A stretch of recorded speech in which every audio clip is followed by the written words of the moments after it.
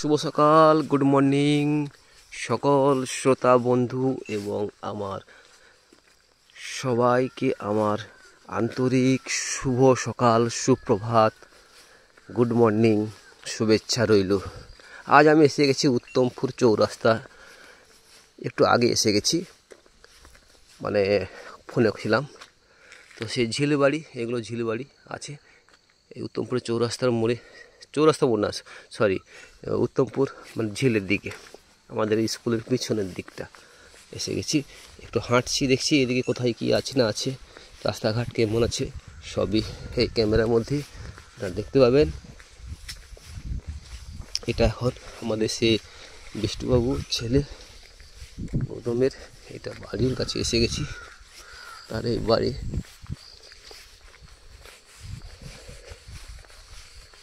দেখছি ভিতরে অনেক কিছু রয়েছে।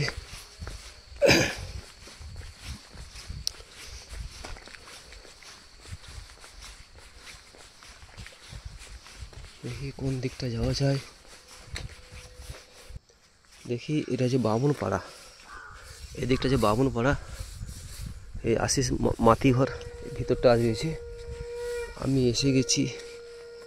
দেখি এই রাস্তা দিয়ে, এই ঝিল পাড় দিয়ে কোথাও যাওয়া যায় কিনা। এই রাস্তা, হ্যাঁ রাস্তা আছে, ভালো লাগছে। দেখি ভোরের পাখিগুলো কিলবিল করে বকগুলো উড়ে বেড়াচ্ছে। দেখো সুন্দর লাগছে না? প্রকৃতির এই সৌন্দর্যতা দেখার জন্যে, ঈশ্বরের এই রূপ রঙকে দেখার জন্যে এসেছি। কত মাছ পচে রয়েছে দেখো, ঝিলের মাছ সব মরে পচেছে, বড় বড় মাছ মরে পচে রয়েছে। এই দেখো,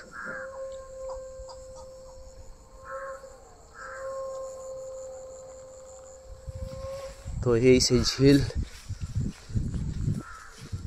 এই রাস্তা দিয়ে একদিন আমরা হেঁটে গেতাম। কখন বলো তো? যখন দুর্গা পুজো হতো পরজাওয়ারে, এই রাস্তা দিয়ে জলে কাদায় কি কষ্ট না করতাম। এই শুধু দুর্গা পুজো এলে আমাদের কি আনন্দ হতো। এই রাস্তা দিয়ে গেতাম, তখন আমাদের ওই খেজুরতলার বাঁধটা ছিল না, এইটাই হচ্ছিল তখন আসল বাঁধ, পরজাবাড়ি যাওয়ার একমাত্র। আজ সেই বাঁধ ভরে ঝিলে হয়ে গেছে, পরিবর্তন হয়ে গেছে, সবই নতুন নতুন। খুবই ভালো লাগছে প্রকৃতির এই পরিবেশ।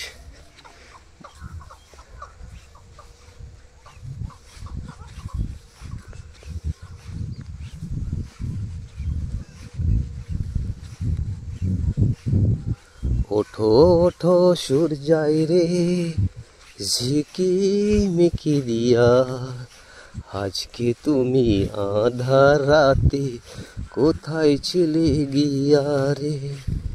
ওঠো ওঠো সূর্যাই রে ঝিকিমিকি দিয়া। কত বড় মাছ।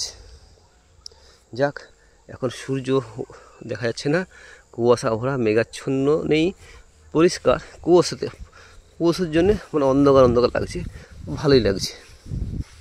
তো শুভ সকাল সবাইকে, গুড মর্নিং। তো এইভাবে তো অনেক ফাঁকা রয়েছে, কত দেখাবো আর, সবই এইভাবে রয়েছে।